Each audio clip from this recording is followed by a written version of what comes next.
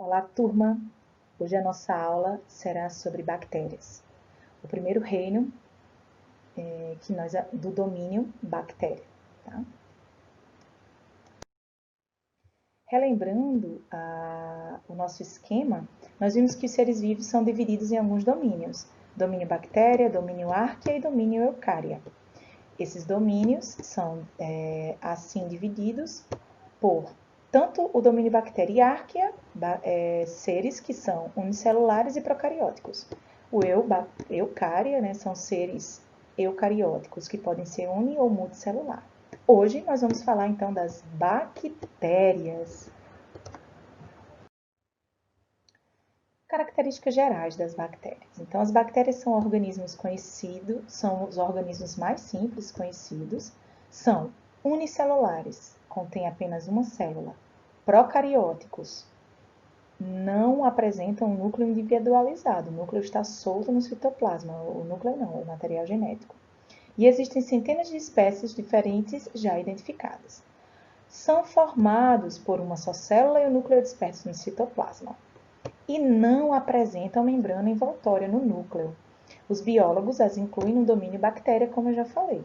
Então, novamente, vamos olhar aqui para essa imagem. Nós temos uma bactéria, perceba o material genético vermelho, disperso no citoplasma.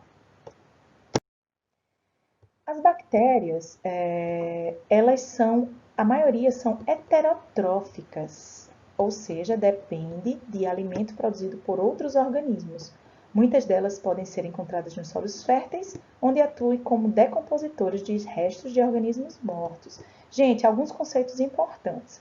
Heterotrófica. Então, quando vocês ouvirem falar num ser heterotrófico, é um ser que não produz o seu próprio alimento. É um ser que consome o alimento do meio. Quem são os seres, então, autotróficos? São os seres que produzem o seu próprio alimento, seres fotossintetizantes. Quem? As plantas, por exemplo. Juntamente com os fungos, essas bactérias desempenham um papel importante, fundamental na natureza. Decompõem os resíduos de seres vivos, devolvendo aos solos nutrientes importantes ao crescimento das plantas. Eu quero ressaltar essa questão, Bactérias atuam como decompositoras, assim como os fungos que nós vamos estudar lá na frente. Mas ainda na aula anterior, que eu falei sobre cadeias alimentares, nós falamos sobre os decompositores, a importante função que os decompositores têm na reciclagem da matéria orgânica nos ecossistemas. Então, eles atuam reciclando a matéria orgânica e devolvendo para o solo nutrientes que são utilizados pelas plantas. Além disso, há algumas variedades de bactérias que também vivem no solo e são capazes de transformar o gás nitrogênio do ar em adubo para as plantas. Ao fazer isso, aumentam em muito a fertilidade do solo. Essas bactérias, chamadas de fixadoras de nitrogênio, frequentemente vivem associadas a raízes de plantas de leguminosas, que há a família Fabaceae, ou Fabáceas, como feijão e soja. Gente, o que é que isso é importante? É interessante observar que o nitrogênio do ar, o gás mais abundante no ar é o gás nitrogênio. Porém, ele não é utilizado diretamente pelos seres vivos, mas os seres vivos precisam de nitrogênio principalmente para compor, formar algumas moléculas, como, por exemplo, as proteínas. Então, as plantas, elas têm nitrogênio na sua formação. E como é que elas utilizam isso? Principalmente as leguminosas, elas têm esses nódulos ricos em bactérias, essas bactérias fixadoras de nitrogênio, que vão fixar o nitrogênio atmosférico e vão transformar esse nitrogênio numa forma que elas podem utilizar e também compor as suas moléculas como proteínas. Tá bom? As bactérias, elas podem ser classificadas de acordo com a forma que elas apresentam. Então, vamos lá. Primeira forma de bactérias são os cocos. Os cocos são bactérias que apresentam a forma de esferas, de bolas, esferas, tá bom? São os cocos. Outro tipo de bactérias são os bacilos, ou os bastonetes, Eles apresentam a forma de bastões, os bacilos, tá? Bastonetes, tá? Outro tipo de bactéria, outro tipo de forma, né, que a gente classifica são os espirilos, quando apresentam a forma de espiral. Olha só aqui, ó, os espirilos, né, com a forma de espiral. Temos também os víbrions, tá? Os víbrions apresentam a forma de vírgula, uma vírgula, são os víbrions. Então, aqui nós temos, né, as classificações das bactérias de acordo com a forma: cocos, bacilos, espirilos e víbrios. A reprodução das bactérias, elas acontecem basicamente por divisão binária ou bipartição. Então, como é que isso funciona, né? Uma reprodução assexuada. Então, ela acontece por essa forma, né? Que é chamada de divisão binária ou partição, a mesma coisa. Então, nesse processo, a célula de uma bactéria vai crescendo até o momento em que se divide, ela cresce, até que ela se divide, ó, em duas, com as mesmas características da original. Encontrando condições apropriadas de temperatura e alimento, uma célula pode crescer e originar duas novas células em cerca de 20 ou 30 minutos. Apenas uma informação interessante, mas é importante que vocês verifiquem aqui que essas duas células formadas a partir dessa célula original, nesse processo chamado de bipartição ou divisão binária, também chamado de cisciparidade, a gente tem a origem de duas bactérias iguais a essa primeira. Existem algumas bactérias que podem causar doenças nos seres humanos, né? Eu vou citar aqui o nome de algumas apenas, tá? Tétano, coqueluche, tuberculose, leptospirose, hanseníase, pneumonia bacteriana, meningite bacteriana, cólera e botulismo. Nessa imagem, nós temos aqui a bactéria causadora do tétano, Clostridium tetani. Então, vocês veem que ela é forma de um bastonete. Se nós fôssemos classificar a forma, né? Então, qual é a forma do Clostridium tetani? É um bastonete, é um bastão, é um bacilo. Então, gente, observem aqui algumas dessas doenças. Eu queria ressaltar, por exemplo, a cólera, né? O cólera é uma doença que a gente não ouve mais falar, mas teve um período que nós tivemos surtos da cólera, né? Então, a cólera ela é transmitida pela água contaminada, alimentos contaminados, e exige cuidado com a fervura da água, com a filtragem da água, com a adição, né, por exemplo, cloro.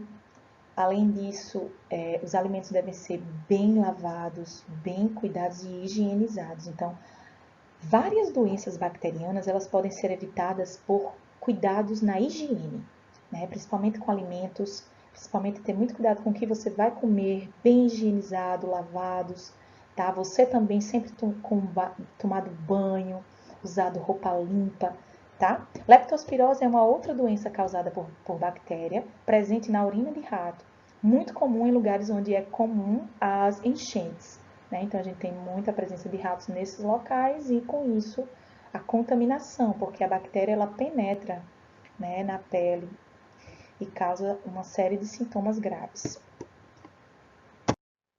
Mas nem todas as bactérias causam doenças. Algumas bactérias elas auxiliam o desenvolvimento de alguns órgãos.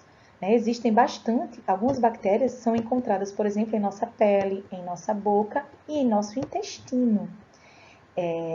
Por exemplo, as bactérias do nosso intestino compõem a flora intestinal. Então, a flora intestinal ela é muito importante para o bom funcionamento do intestino.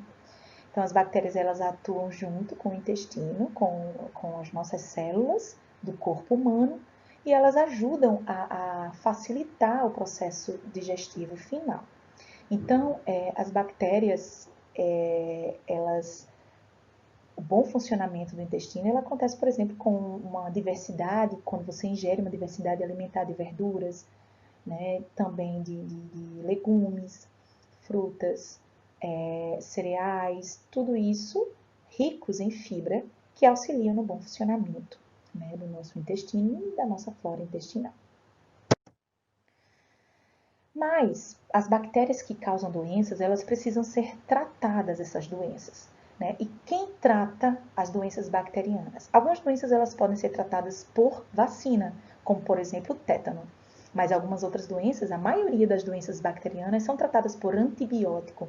O termo anti é contra, né? Biótico, vida. Então, os contra-vida, né? Os antibióticos são remédios, né? São produtos que foram desenvolvidos, produzidos para combater as bactérias. Mas isso não aconteceu de um dia para outro. Eu vou ler um textinho para vocês para falar um pouquinho dessa questão. Os antibióticos e a saúde. Em 1928, durante suas pesquisas, o cientista escocês Alexander Fleming deixou uma placa contendo uma cultura de bactérias, Staphylococcus, destampada. Por acaso, ela se contaminou com esporos de um bolor vindos do ar. Né? Então, eu quero só explicar para vocês o seguinte. Uma cultura bacteriana, como é que a pessoa estuda as bactérias? Né? Na maioria das vezes, com culturas. Como é que isso funciona? Então, uma plaquinha transparente coloca uma substância nutritiva. E aí eles pegam uma pontinha de uma estrutura metálica, contaminam com a bactéria que ele já conhece, o cientista, e aí ele passa nessa estrutura nutritiva, nessa substância nutritiva. Deixa então no local onde não vai ter a presença de bactérias no ar, deixa essa plaquinha com nutriente e bactéria lá para se desenvolver. Então vai crescer, a gente chama uma colônia de bactérias, vai crescer várias bactérias iguais. Né? Então nesse local, essas bactérias, nessa estrutura, então ele vai estudar, porque agora vai ter várias bactérias, né? Quais são as espécies de bactérias que estão ali presentes. Então esse cientista, Alexander Fleming, deixou lá e estava estudando os Staphylococcus. Sendo que quando ele voltou, ele percebeu que a cultura de bactéria estava morrendo, as bactérias estavam morrendo. E ele viu que dentro dela tinha um bolor, que é um tipo de fungo que a gente vai estudar lá na frente. Então vamos ver o que é que aconteceu. Fleming percebeu que as bactérias da cultura morriam nas proximidades da região em que o fungo cresceu. Atento a essa observação casual, ele estudou melhor a placa e concluiu que o fungo Penicillium notatum produzia uma substância capaz de matar as bactérias ao redor. Testes posteriores indicaram que essa substância, que ele denominou penicilina, podia ser administrada no combate à infecção bacterianas. Estava descoberto o primeiro antibiótico. Graças ao trabalho de outros pesquisadores, a penicilina pôde ser produzida em escala industrial. Em 1941, passou a ser comercializada. Fleming recebeu o Prêmio Nobel em 1945. Um antibiótico é uma substância capaz de impedir o crescimento e o desenvolvimento de micro-organismos. Os antibióticos são especialmente úteis como medicamentos no combate às doenças causadas por bactérias. Atualmente são conhecidos vários antibióticos.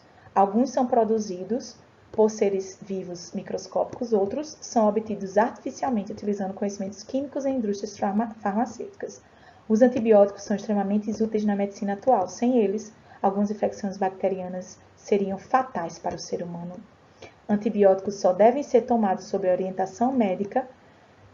Seu uso pode acarretar efeitos colaterais, ou seja, efeitos não pretendidos e indesejáveis. Além do que, se ingeridos de forma incorreta ou por tempo muito prolongado, favorecem a seleção de bactérias resistentes a elas. Se isso ocorrer, terá surgido uma nova variedade de bactérias mais difícil de combater e, portanto, que oferece mais riscos à saúde humana. Gente, então vocês perceberam que esse cientista desenvolveu um antibiótico, um remédio contra as bactérias, de uma forma que ele não esperava. E ele ganhou o Prêmio Nobel por causa disso. Se ele não tivesse descoberto isso, doenças ainda continuariam a matar milhões e milhões de pessoas. Bacteriana. Mas o que acontece? Esses antibióticos eles só podem ser tomados com prescrição médica. Se você toma antibióticos sem prescrição médica, você corre o risco de desenvolver uma bactéria resistente. Quando isso acontece, você vai criar no seu organismo bactérias superpoderosas. Essas bactérias, elas precisam de antibióticos muito mais fortes e poderosos. E isso causa problemas ao nosso organismo. Então, muito cuidado com isso. Tá, turma? Então, por hoje é só a nossa aula sobre bactérias. Muito obrigada.